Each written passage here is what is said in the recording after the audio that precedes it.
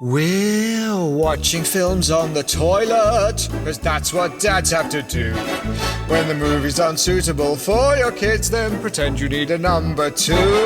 If you need a break from your family or spouse, there's a lavatorial picture house. Watch Terminator 2 while you're sitting on the loo. Enjoy the whole of Rambo 4 with your trousers on the floor. We're watching films on the toilet. How about you? You know, there's that famous chef, Marco Pierre White. Yeah. Right. If you didn't know he was batshit crazy already, Yeah. he did this show a while back where he was like travelling the UK, and he's with a pig farmer, and they're just talking about the characteristics of the pigs and whatever makes them tasty or whatever. Yeah. Halfway through this chat, he just turns to the farmer and goes, do you ever sit on one and ride it like a horse? Completely serious, like not doing it as a joke. He genuinely wanted to know if you can ride a pig. I probably would have asked a similar question. Well, you probably could ride a pig because you're dangerously light. I am slight. Yeah. Yeah, I'd like to ride a pig. Could we race? I don't think I could ride a pig. I think I might have to construct like a chariot pulled by 6 pigs.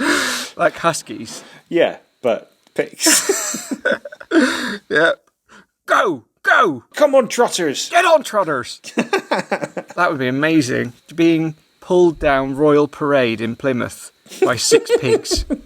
Coming alongside one of the boy racers and being like, you want to go? You want to go? But every time he does that thing Yeah. with his gearbox, the pigs would freak out. They'd take off, wouldn't they? Or, like, my version of that would just be like grabbing one of the pig's tails and giving it a yank. Yeah. Or two can play at that game, sunshine. I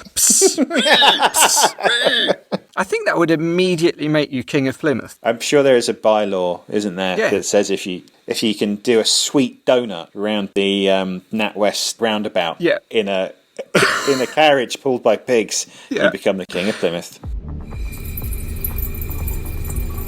Excuse me, mate. You splashed water on me when you was drying your hands? No, I'm talking to you, mate. My shirt's all wet now. Leave it, Wayne. He's not worth it, mate. No, this is a Louis Vuitton shirt, Matthew. It's not meant to get wet, is it? Yeah, but he's one of them triads, isn't he? I don't think you can call him that. It's a crime syndicate, Wayne. Do I care about that, Matthew? No. I'm one of the top 5 hardest men in Plymouth, mate. You can't just go around splashing water on me. So what are you going to do? I'm going to teach him a lesson by sparking him out. You going to stand there staring, mate, or are you going to... Oh, Your nose is bleeding, Wayne. he just caught me off guard, didn't he? He's a dirty fighter. He's a dirty fighter. Come on, then.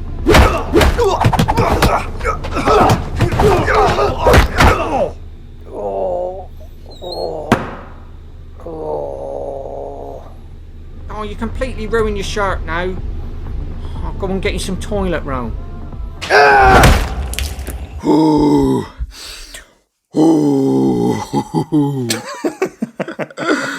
Yeah. Yeah. Welcome to Watching Films on the Toilet. The podcast that a lot of people are saying is the best podcast there's ever been. A lot of people are saying that. A lot of good people on both sides are saying that this is the best toilet-based film review show there's ever been. So, this is Watching Films on the Toilet with Ben Randall Yep. and Eamonn Randall. Oh yeah, those are our surnames. But we're not brothers. Not brothers, we're just both called Randall. I feel, again, that we might have missed an opportunity here. Mm-hmm. Our podcast could have been called The Two Randalls. Well, you wanted to call it Randall's Toilet a Go-Go. I did. And I was just like, that's a stupid name. We shouldn't call it It's an that. amazing name. Actually, in retrospect, it's much better than what we went with. It's Randall's Toilet a Go-Go. It would have been brilliant. Even, God, it scans really Yeah, well. I know. Got a rhythm. I'll send it to Joe. You can put it together. Ah, genius Joe. I'll send it to Joe. So, we are middle-aged men, and we have wives and young children. Yep. So the films we like watching, which are usually violent, can't watch them with our kids, and our wives don't like them. So the only time we have any time to ourselves is in the bloomin' toilet. Yep. So, Eamonn, today we are discussing the 2018 Indonesian action, I would say, / horror film, The Night Comes For Us, directed by Timo Kayanto. I think that's how you pronounce it, but I might be wrong. And Timo, if you're listening, feel free to correct me. Starring Joe Taslim and Iko Uwais. And it's really brutal. Yes. And that's the reason I wanted you to watch it, because I watched it, very much enjoyed it, and I thought, I want to see what Eamon thinks I've got of some this. opinions. Don't you worry about that. I forced it on your face. You certainly did. I have to say that I can't imagine me watching that without you having asked me to. I take that as a compliment. Well, I mean, I watched The Raid, which I know is maybe your favourite film, and I think it's amazing. Yep. But I don't think I'm in that headspace where I'm so into it that I try sort of things that are closely related to it. I just enjoy that film by itself, so I wouldn't have seen this film otherwise. Well, let's see if you are thanking me for that or secretly quite cross. Okay. But first, got some correspondence, Ben. Oh, have we? Yeah. Has someone written to us? We've got quite a short letter. Okay. So I'll just read it out to you. From the law offices of O'Malley, Carter and Curry. Dear Sir, please cease and desist all further communication with our client. Any subsequent contact with our client will be deemed an overt threat, and we will not hesitate to prosecute you within the full power of the law. Oh. Regards, Angela O'Malley, Senior Partner. What? Yeah. So That sounds really serious, Eamon. pretty serious. So, I mean, there is a backstory to this. Okay. I'd sent a letter to someone, unbeknownst to you. It's pretty easy if I just read the letter that I sent. Okay. If that makes sense. Okay, so. Dear James Cameron, Oh, no. I'm writing to you in the hope of giving our once promising relationship another chance. Yeah. I know we got off on the wrong foot when I claimed that you would definitely murder one of your nephews, and that the brutal homicide was basically just a matter of time. I know this upset you and caused you a great deal of distress. I'm contacting you without the knowledge of Ben, who is heartbroken about all of this, and I'm hoping that we can begin the process of reconciliation. All I'm asking you to do is to meet me halfway. I'm willing to back down from my claim that you're definitely going to kill a niece or nephew, if you at least admit that it's something you often think about doing, and that you would... Sorry.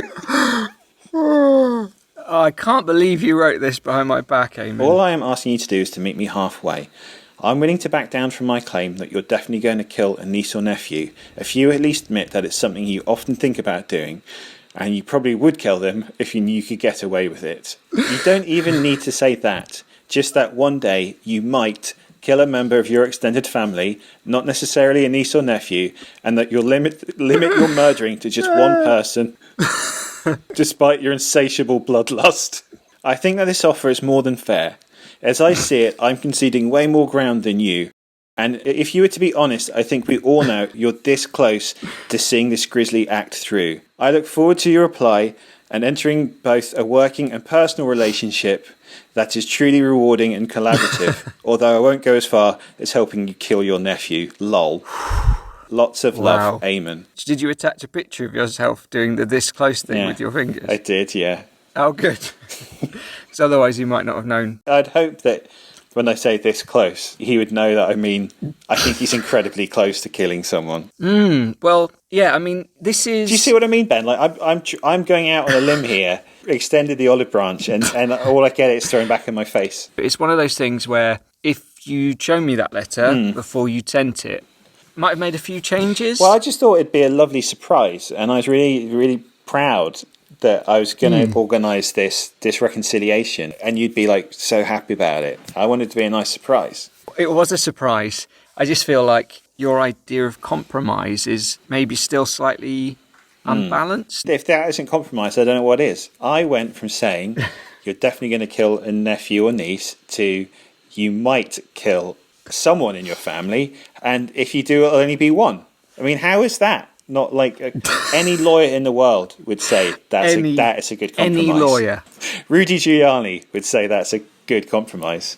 I mean, he might. I mean, I sent the draft to him for a quick once over.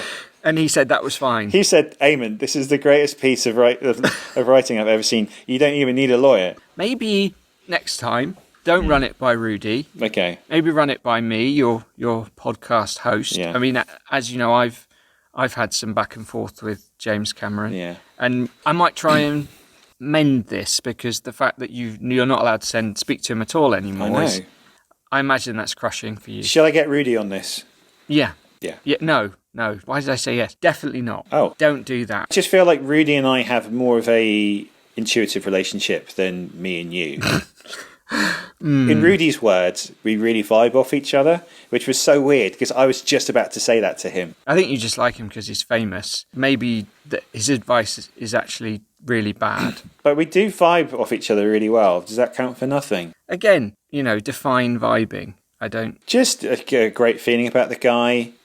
He's not tried to it in front of me yet, which I really appreciate. I haven't either, actually. So, maybe consider that in our relationship. That's true. If that's how you're going to gauge friendship from now on, you might want to think about all the other people that haven't done that in front of you. Probably isn't the best time to raise this, but I am in early stages of discussion with launching a podcast with Rudy Giuliani. Oh, right. And is Louis C.K. going to be a guest as well? Louis C.K. will be... That's right. The guy who plays Pee Wee Herman, also a regular contributor. Gerald Sinstad. I mean, if anyone gets that reference, I'll be amazed. Yeah, any of the working celebrities. And what's the podcast going to be called? It's Celebrity Tugboat with Eamonn and Rudy. Oh, good. Well, I hope that does really well. I doubt Rudy will be making like little fun animated videos or mash-up clips to go with the podcast. But well, we're going to have to crank out as many as we can before he almost certainly goes to prison. So the clock is ticking. Wow. Okay, so Ben, got some toilet news coming your way, my friend. Go Lazio! Yeah. Oh, I love football. beautiful. I love football. Oh. You never shut up about it. Hey, they say on the pitches with the, come on, footballers. I love it. He's football mad. Kick him, they say. And they kick the man. Well, interestingly, Ben, we've got a football-related bit of toilet news for you. Are you having me on? I'm certainly not. Oh my goodness. Football commentator sacked over half-time toilet break gaffe at Hamilton Academical. Oh. A football commentator has been sacked after announcing he was late back on air for the second half after going for a jobby. Wow. Bobby Bullock thought he was having a wee laugh by announcing his movements during the break between Hamilton Academical and Ross County on Wednesday night. Yeah. He told his co-commentator he went for a jobby at half-time, a slang term used in Scotland for poo. Yes. Yeah, I went for a wee jobby at half time. That's right, yeah. That wasn't a clip. That was, just so you know, wasn't a clip. But bosses at the Scottish Premiership club did not see the funny side. A contractor used by the club on summarising co-commentary duties overstepped the mark this evening with a very poor attempt at humour, a Hamilton statement said on Twitter. The club didn't find this funny and the person will not be used again. Our apologies for this. Seems very harsh I know, to me. it's weird, isn't it? But does this come down to the cuteness of the word jobby? Yeah. If it was a clip with someone with like a generic English accent saying, sorry I'm late, I've just done a dump. Like, even though it's funny, like you'd laugh if you heard them say it, but you would think ultimately that's really unprofessional and that they should never have said that. It would make me want to watch football. I'd be far more understanding of that guy getting sacked than the person who said wee jobby. So, what's he going to do now? Okay, so while some were offended by the use of this language, others suggested Bullock had been treated harshly. Many used the hashtag JobbyGate, with one supporter tweeting, absolutely pathetic sacking a man for using the word jobby. That was not a clip either. That was... Get a grip. It's not swearing or insulting. It's just an everyday word in Scotland. You hear much worse coming from the pitch. No, I agree with him. Yes, it's unprofessional, but there's a lot of bants involved, isn't there, in the football? Yeah, a lot of locker room chat. I used to play like 5-a-side and a bit of 11-a-side as well, and it's very aggressive and harsh language. It's constantly being used. Yes, and it's just like relentless. It's just part of it. But I felt far more comfortable with that than I ever would with rugby, because that just takes things to a whole weird new level. In fact, I remember talking to a friend of ours from school. Yeah, he was a big rugby player, and he was recounting a hilarious. I'm doing the finger. Oh right, yeah, air quotes. Hilarious. Told us this hilarious story where he pinned down one of his mates like put his knees on his arms, took his out, and whacked his mate round the face with it. And he was telling me the story as if he was expecting me to be like crack up laughing, and I was just like, "Oh my god, that's horrible." Was this during the match? This was like afterwards, like either in the locker room or after they'd gone out, and like, Was that his celebration for scoring a try?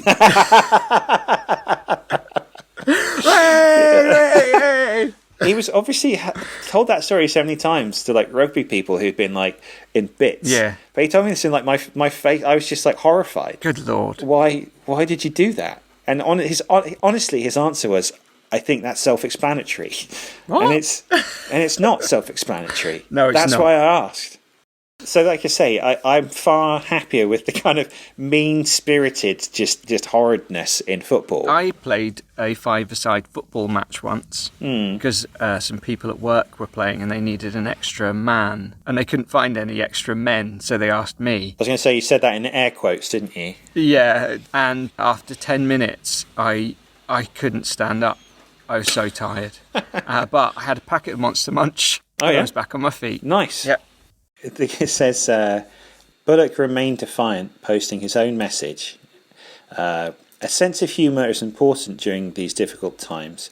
Remember that the next time you're doing a jobby. Yeah, I feel like he should have learned his lesson there. You don't need to remember a sense of humour whilst you're doing a jobby. No. You need to remember a sense of humour when life's difficult. Yeah, to be honest, now that he's posted that, I'm glad they got rid of him. Glad he got sacked. Yeah. It does say he's got 6 hungry children at the end there. Does it? I mean, they're beautiful children, huge, sad eyes.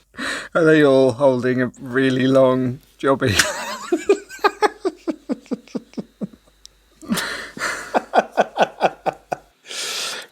Yeah, like a prize marrow.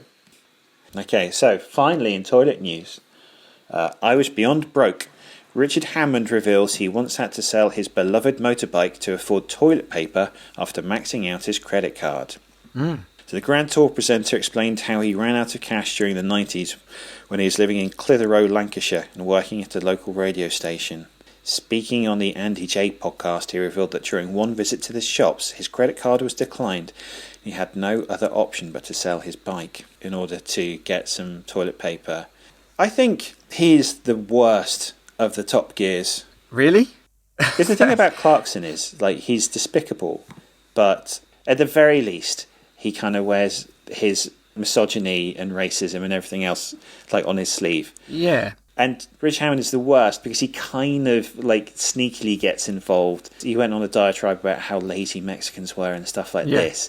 But then he's kind of does it in kind of like a shifty, cowardly way. James May, I think, is the best one because he basically just kind of like doesn't get involved in any of that stuff. He's not interested in that. And then he wants to talk about kettles. He just wants a hot ride. But he has the jet black goatee, which he's clearly dyed to try and make himself look younger. But it doesn't make himself look younger. It just looks stupid. Well, you've got a jet black goatee as well, though. Well, yes, but I carry it off with a certain amount of aplomb. But you don't dye it, do you? You shave dogs in the local area and build up your beard with their hair. That's right. In fact, what I'll often do is just put the glue directly onto my face around my mouth, pick up a dog and just go on its back. Whatever colour takes my fancy that day, I'll spot the dog. Spot the dog. Super glue all around the mouth. So you super glue, not prick glue? No, super glue is the only way to get a proper coverage. The owners can't do anything to stop you. By the time you've done it, you're in, you're out, it's clean. And unfortunately, then the dog has the perfect goatee-shaped circle of hair missing from its midriff. Yeah. Have you ever tried to rub your face on a horse's tail? See how that worked out? No, it's. I'd be worried about dogs. You can basically manhandle.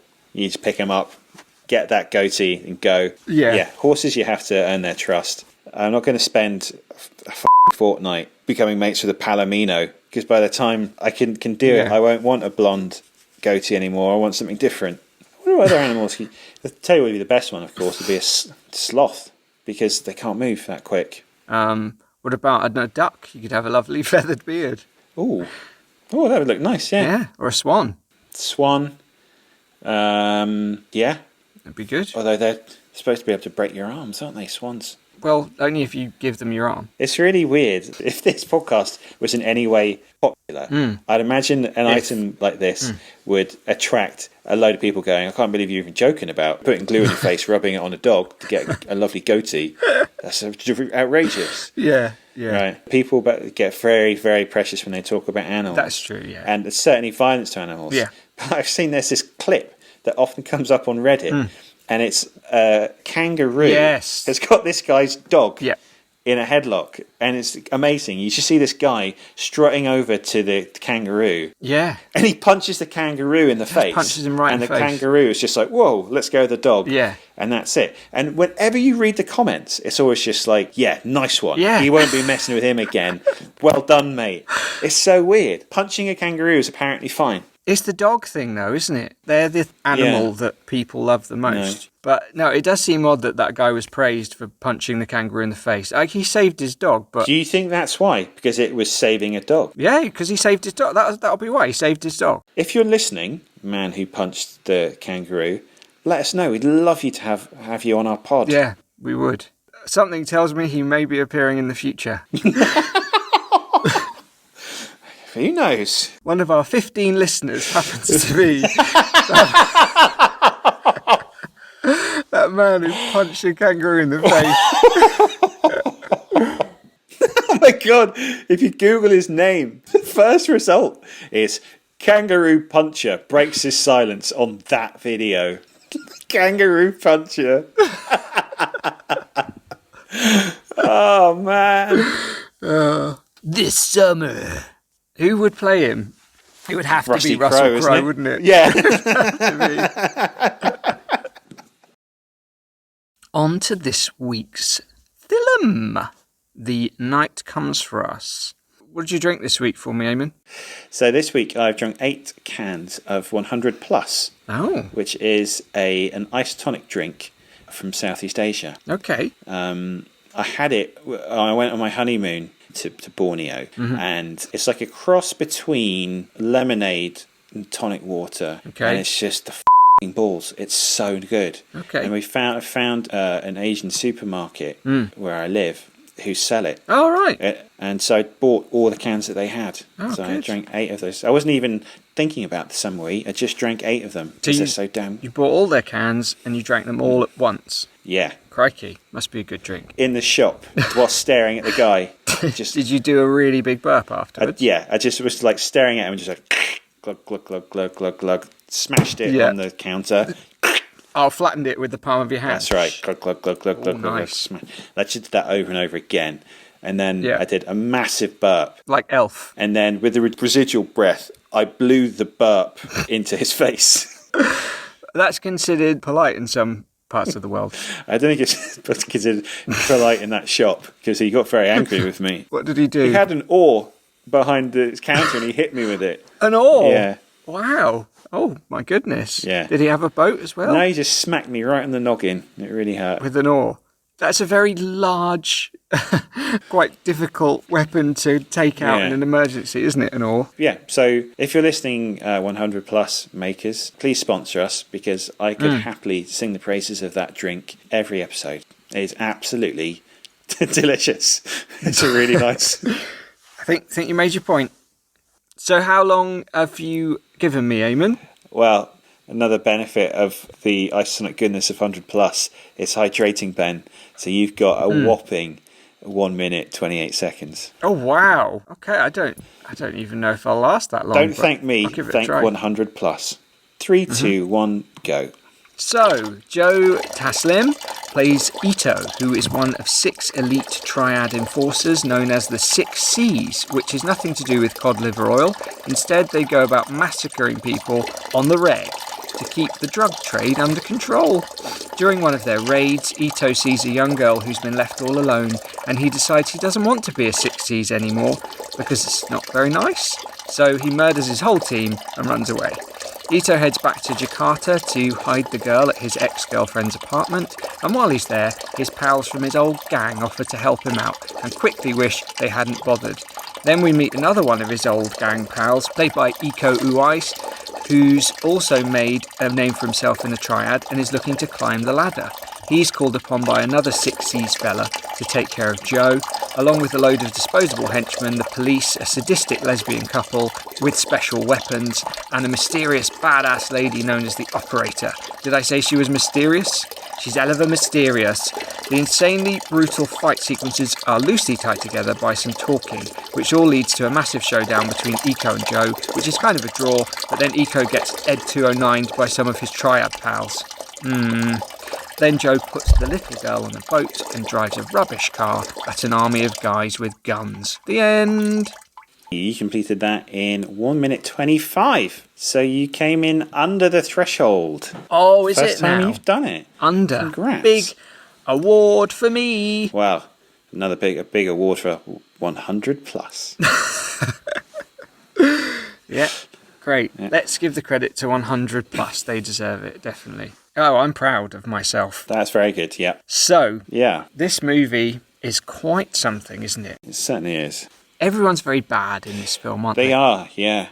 I didn't feel anything for anyone apart from the little girl. She's obviously the one innocent in the story who you can really sympathise with. Yes. I felt like we were supposed to root for Ito, but he's obviously like a psycho and horrible. Yeah. So Yeah. I have a big problem with these kind of films, which is the formerly violent, horrible gangster looking for a shot at redemption. Because in order to have done all the horrible things that you've done, you have to be a complete psychopath. Yeah. Therefore, you don't care about redemption and going on the right track. So it's presented as he had to join the triad because of his friend was going to get beaten up or something. So he had to go and join them. And then he went and rose really high up and just started massacring loads of villages. I mean, the thing I found hardest to get my head around was that's what he does. He goes in and he just flattens villages and villagers.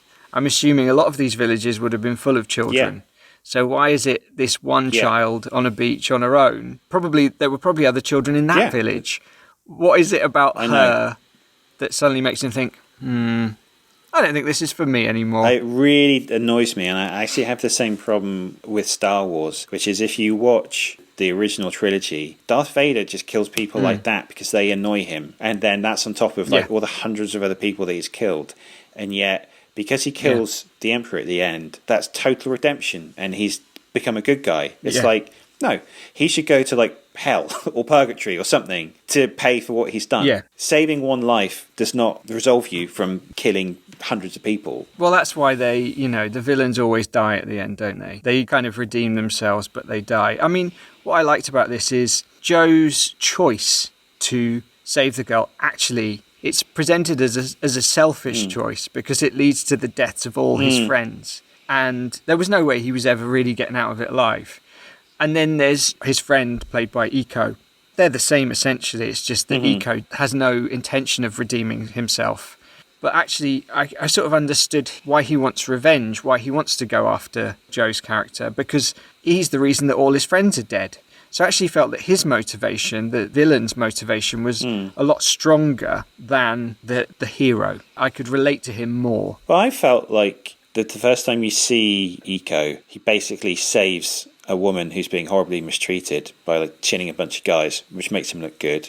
Then I think he tells the Seven Seas where they can find Ito, but then he helps the guy escape with the girl. So again, another kind act.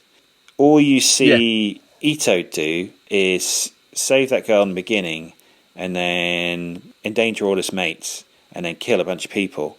So I was really I don't know who I'm supposed to be rooting for here. I quite like the fact that it was quite foggy. But to be honest, it's all very irrelevant because this film is all about the big fights. I loved them. I thought they were great. I guess I wanted you to see this. It was a bit of a test. I could watch this stuff all week. I eat horror movies for breakfast. But I don't imagine you are used to this level of violence in a film? No. Okay.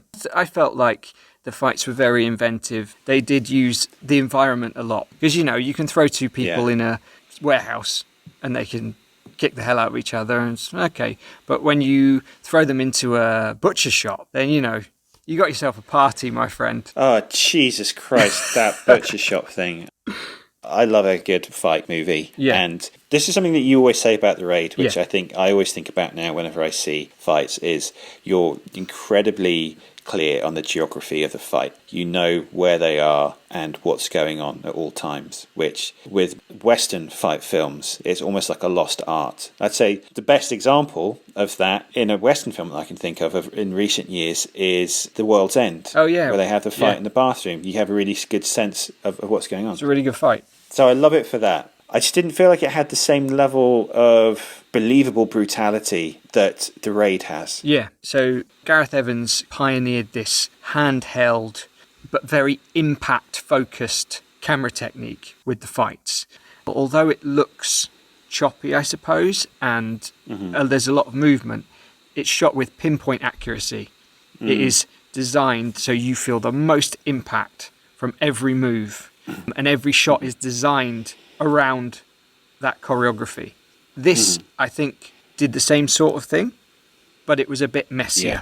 Also, Gareth Evans it's not flashy, whereas this threw in quite a lot of, you had a camera on someone's shoulder at one point. Yeah. You had quite a lot of flashy techniques, which I think take it out of the film. But then some of that was really exciting, like the bit with Eleanor, the lady with the blonde hair and the big knife. There's a good long scrolling take of her just slashing through people. There were some awesome sequences, I thought. Yeah. But I know what you mean. It wasn't quite as believable as the Raid fights were, and because of that, it probably didn't have the same impact. It's a trade-off, because you get, with this film, it becomes less believable, but I think because of that, you get to do like far crazier things. But therefore, for every one of those crazy moments that make you go, whoa, there's maybe like 5 or 6 where you're kind of like, that was a bit lame, or that was a bit cheesy, whatever. I have to say, the death acting in this film was the hammiest I think I've ever seen in any film. Yeah. I mean,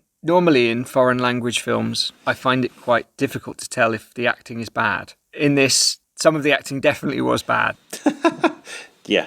There's one guy who gets hung up on a meat hook, and I actually made a note saying, that was good acting. I can totally imagine someone doing that. Have you not been hung up on a meat hook before? Not for a while. Didn't you used to do it to yourself? I did. Someone told me it was kind of like acupuncture and it was good for you. You just sit. One really massive curved needle in your back. Yeah, they said like acupuncture. they sold it as like a time-saving thing, which is instead of dozens and dozens of little needles in your back, just sit on a meat hook and it'll do it all much quicker. You sat on it. Oh, yeah. And did it have any positive impact? Fit a meat hook up my ass. Well, I'd call that a plus. Excellent. I think my favourite part of the whole film is just the fist fight between Iko and Joe Taslim. I just love it when he punches people loads of times in the chest. I think it's the coolest thing I've ever seen. I kind of felt like he was definitely pulling those punches. Yeah. When he's like going, because obviously, you have to. Yeah. Whereas in the Raid, like I say, everything had a weight to it. Yeah. When a punch lands, you can just have a great sense of the impact. Yeah. I felt that with some of the fights in this, but not all of it. I think that's probably to do with the characters as well. You really care about Iko in the Raid. Yeah. You really care about Joe Taslim's character in the Raid. And it's that horrible scene with Yayan, the bearded guy, when he dismantles him and then breaks his neck. And it really has an impact. Whereas in this, as you said, didn't care about any of the characters at all. I mean, I didn't like it when Iko got shot at the end. I don't want to see Iko die, ever, because he is a hero of man. Interesting that Iko didn't play the other role. Yeah, I feel like the other way around would have been better. He looks heroic, doesn't he? He has that kind of a young Tom Cruise thing. He just looks like the good guy. I would have liked to have seen this film in a cinema with you and an audience, because I feel like, sitting on the toilet, you don't get the reaction that you would get in a cinema. There would be so many ohs and so many awkward laughs, particularly from you, I can imagine. We went to see The Raid 2 on my birthday many years ago, didn't we? That's right, Which was fantastic. Oh, I love that. I remember that. I still remember that. And really that was well. a constant oh my God. And everyone was... Fight films are designed to be watched with your mates because you have such visceral reactions. Do you remember when we went to see, it was either like Batman or War of the Worlds, and it was a smaller screening room, and it was us and a few other people. And at one point we just had this big commotion from behind us, and there was this young, really big man having a massive go at this little old man behind him, going like, "You've been fighting all the way through this film, bruv. Just fucking pack it in, man. I'll fucking chin you." Yeah. And I was really shocked. I just felt so sorry for the old man. I was just like, if you've not met an old man before, that's what they do. They let rip. Yeah. And also, if anything, that's not going to stop the bad smells scaring him like that. No. It's going to make them worse. But yeah, some cinemas, there's a cinema I go to a bit in Croydon, and I think it's happened 3 times now. They've stopped the film because kids have been in the screening when they shouldn't have been. And one of the times I went was with my brother-in-law, and we went to see the most recent Halloween film. It was all right. And then we started hearing some kids at the back. They were far too young to be in there. And the manager came in, they stopped the film, and the manager was saying, "Right, you need to leave, you need to get out." And they were saying, "No, we're not going anywhere, we're not going anywhere." They just kept going on and on. They wouldn't leave. Yeah. And the guy I was with, he shouted from our seat. So we were sat near the front and they were sat near the back. And he said, "Why don't you just get out?" Yeah. And he shouted at them. Anyway, eventually they left. But as they were leaving the cinema, they set off the fire alarm. Oh, God. So we all had to leave the cinema. We had to stand outside. Now, he had a young child at the time. Yeah. And it was getting really late. So he went home. He didn't catch the second half of the film. Yeah. But I went back in to see the rest. And when we went back in, the manager was handing out complimentary tickets to all the viewers, you know, just to say sorry and come back. And he came up to me and he gave me 6 Nice. complimentary tickets. And I was like, "What?" And he said, "Oh, it's just because, you know, you tried to help me out when those kids were in here. Like, you shouted at them." Obviously, I said, yeah, that's cool, yeah. you know, anytime. That wasn't me. I would not have done that. I did stay very quiet throughout that whole experience. But because of my rowdy brother-in-law, I got 6 complimentary tickets. Nice. Great success. So, Eamon, Hello there. the night comes for us. Would you fish it out of the bowl and hold on to it? Maybe wrap it up as a gift for one of your close friends? Or put it in the tank of glory? Or would you flush it away? Well, I feel very conflicted about this. I think I would probably flush it, I'm afraid. Really? Yeah. Goodness me. I get the whole thing about having complex characters and being conflicted on who to root for. But I just found myself not rooting for anyone. Yeah. Yeah, I'm really sorry. It's all right. You're allowed your opinion. You know, even if it's wrong, it's fine. So what would you do? I would fish it out. I really enjoyed it. The fights impressed me. I'm a big horror fan, and I feel like this is more horror than action. Right. It did feel like a really gruesome slasher film, but they were inventive. Yeah. I really like Eco and Joe and Julia Estelle. They're all from The Raid, and that's where my heart belongs. I'm a lot more forgiving of this than you are, obviously, but I would fish it out. I would put it on my mantle. Okay, so this week we are going to guess each other's top 5 oh my goodness me moments from the film The Night Comes For Us. And whoever guesses the most correctly gets to pick next week's film. And whoever guesses the most wrong has to sleep on their bathroom floor. Eamon, last week you lost. I lost, yeah. You spent the night on the bathroom floor. How was it for you, mate? Well, mate, the initial kind of excitement of sleeping on the bathroom is kind of past now. Yeah, I'm not quite so keen on it, if I'm going to be completely honest. So, losers go first. Okay, I'm going to say when the wire ball lady dies and her fingers fall off. No, but that was gruesome. I'm going to say part where Joe Taslim fires the assault rifle at the guy's head. Oh yeah, I know the bit. I've not put that one down, no. Okay. I'm going to say when Eco gets the broken wine bottle and shoves it in that guy's face. That's a double, by the way. Yeah, it's shocking. I mean, the whole bottle goes in the guy's mouth, and then he slams his head on the desk. Okay, I'm going to say part where the operator pulls her own little finger off. No. Okay. The rotary store bone stabbing bit. No. Well, you need to get this. Pretty horrible. You need to get this one. They were all disgusting, but they weren't on my list. Okay. Part where the guy gets the meat hooked to the balls. No. No. I've got the shoving the wine bottle into the guy's face, the rotary saw bone stabbing, Yeah. the bit where he electrocutes the guy's face and he shoots the other guy in the face, Yeah. the little girl stabbing a face, and the French lady's guts hanging out. Interesting. I've got the wine bottle. I've got there's a part where the lady with blonde hair, she's hacking away at people and she stabs someone in the face, and in that shot it looks kind of like not a very good effect, but when they turn the camera it's gone through his cheek and it's disgusting.